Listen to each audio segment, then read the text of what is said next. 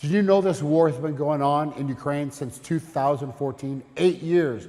8 years Ukraine has been shelling the people of Lugansk and Donetsk.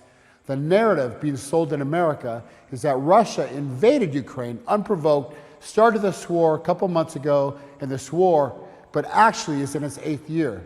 Maybe Ukraine shelling civilians every day and killing thousands isn't considered war because America was complicit in the deaths of innocents.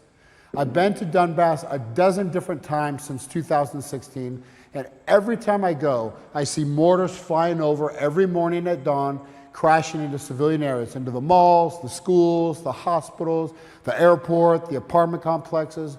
You will not hear about this in the media, and this has been going on for 8 years. The Russian military is in these regions right now, in Donetsk and Lugansk, liberating these people from Ukraine. Yes, I said liberate. In the eastern parts of Lugansk and Donetsk, it's the first time in 8 years they don't have to worry about being bombed. So how did this war really start 8 years ago?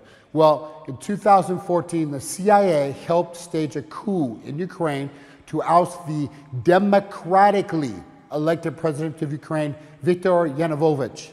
The subsequent Western puppets that were installed pulled Ukraine away from Russia. They banned dissenting political parties, and they took media outlets critical of the new government off the air.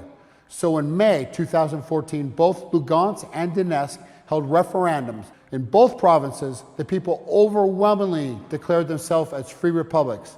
They have their own constitutions, they have their own government, police, school systems, hospitals, everything.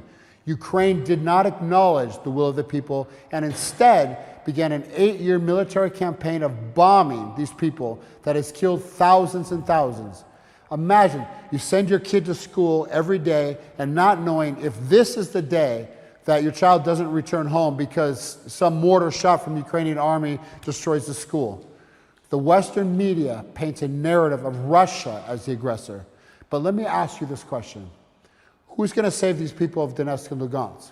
For 8 years, the U.S. claims to be a beacon of democracy, and here are 2 republics using democratic devices to achieve their sovereignty, not violence. And the result is to get bombed for 8 straight years with mortars and missiles sent by fucking America. Quite ironic.